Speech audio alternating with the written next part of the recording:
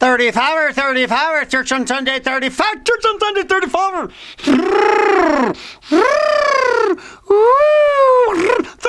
35, church on Sunday 35.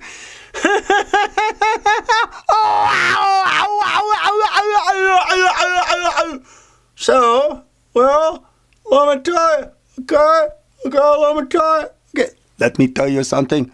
Let me tell you something. Okay, I tell you something.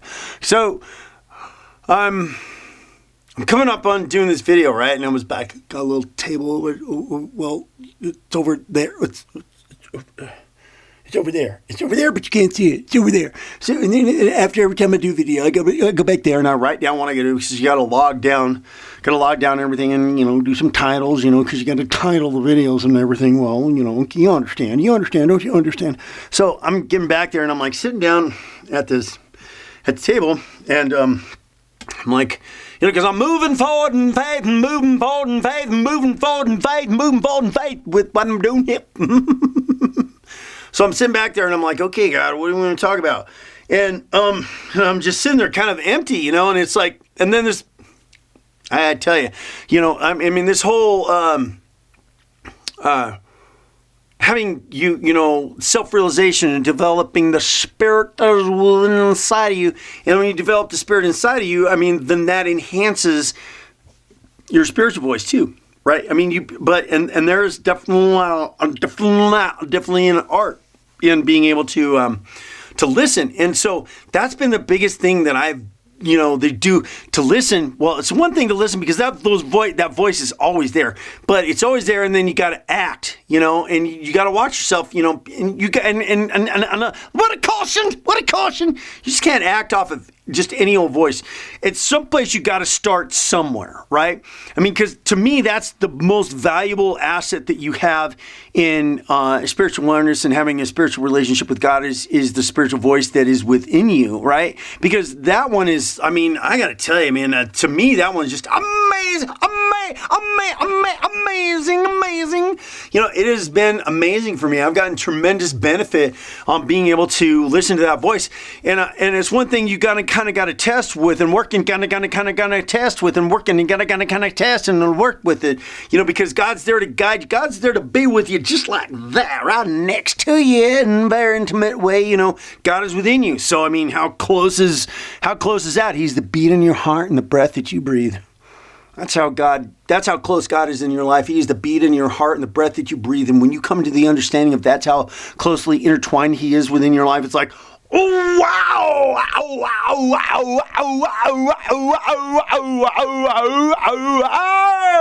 oh, yeah. So that voice, though, I gotta tell you, that voice, that's probably about what I have to say is the most biggest benefit, because that guidance right there. So, okay, so we get back. Sitting back at my table going, what am I going to talk about on this next video, God? And you know what this voice goes, go upstairs and get a glass of milk. Out of the blue. It's like, and you might think that's pretty trivial, but it's the little trivial things that you exercise or that you open yourself up to that enhances your ability to be able to listen and to act. That's the biggest thing, is to hear and then to act. Because we talked about this, in the New Testament with Jesus is, he asked Peter, who am I? You are the Son of God. Blessed art thou. And Peter, Simon Bar-Jonah, for it is not by flesh and blood as has revealed this to you, but my Father who is in heaven. It is upon this rock. This rock is your ability to hear and listen to God. But there's one little caveat to that, and that's your ability to listen. But not only that, your ability to listen and be able to act. Sometimes to say, but your ability to act. So what did I do? I went upstairs and got myself a glass of milk, right. So I'm going to finish that baby right now.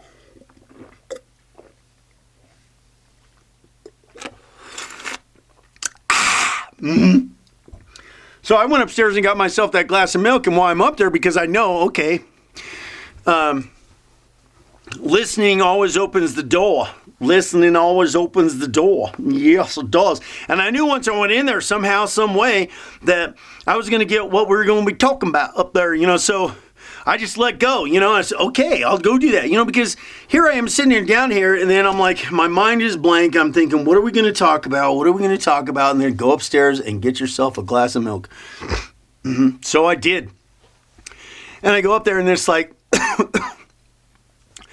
and I guess, just on Church on Sundays, 25, Church on Sundays, 25, that little story of faith in there. And if you're going in succession, we'll already listen to that. Yes, you did. And 25. So I'm gonna try to do a little bit of a pinnacle of things, so to speak. And that is, on Church on Sundays 25. That was a great story of faith for me, kind of, sort of, in a way, because this isn't. I mean, I don't want to discourage you to say this, but this is just not necessarily easy.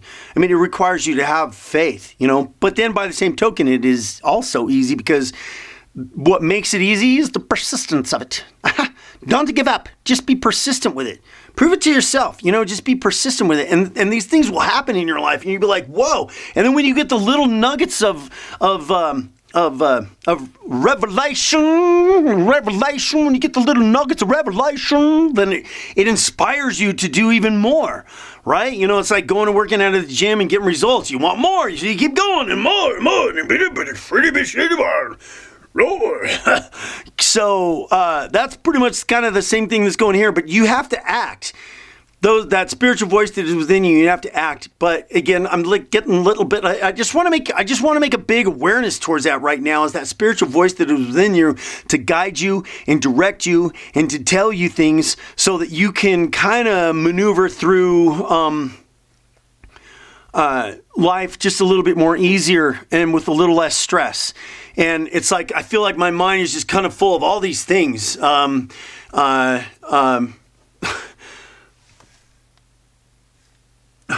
Yeah, I mean, it can come in different ways. I mean, the story that comes to my mind right now is that, this is just another, like I said, you can't explain this stuff away at all. I mean, so, people that say, oh, there's no God. Well, okay, fine, whatever. That's the way it is. That's the way it is. Don't sit there and make any excuses, right? Because if you've never gone on the path, go on this one. And I've explained what to do and whatnot as far as that's concerned and where to go and what to do. And if you'll just do it without any pre-existing thoughts or conditions or anything like that, and you just go and follow it, yeah, you just do it. You understand me? You just do it. Quit arguing. Quit making your excuses and just do it.